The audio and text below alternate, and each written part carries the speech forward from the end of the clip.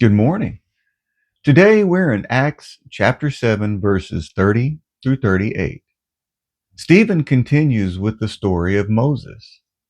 Now, when 40 years had passed, an angel appeared to him in the wilderness of Mount Sinai, in a flame of fire in a bush.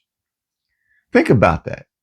Moses has spent 40 years tending sheep, 40 years since he fled Egypt, 40 years since he thought he might deliver Israel. And then God speaks, not in a palace, not in a temple, in the wilderness. As Moses approaches, the Lord says, "Take off the sandals from your feet, for the place where you are standing is holy ground."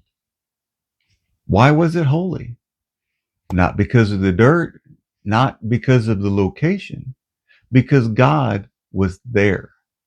That's one of Stephen's points. God's presence isn't confined to a building. Then God tells Moses, "I have surely seen the affliction of my people, and I have come down to deliver them."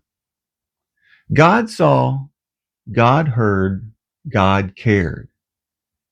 And then God sends Moses back to Egypt. The same Moses who had been rejected. The same Moses who was asked, "Who made you a ruler and a judge?" God chose him anyway.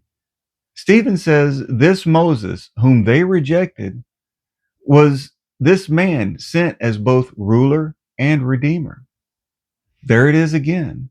The rejected one becomes God's chosen deliverer. And then Stephen quotes Moses, "God will raise up for you a prophet like me from your brothers." That's pointing to Jesus. Stephen is laying the groundwork. Just as Israel rejected Moses before recognizing him, many had rejected Jesus. Here's the key. God often works through people and places we least expect. Moses expected God to use him at 40. God called him at 80. The people rejected Moses. God appointed him. What looked like the end was really preparation. And that's your reminder today. Never assume God is finished just because things didn't happen the way you expected. God's plans are bigger than your timeline.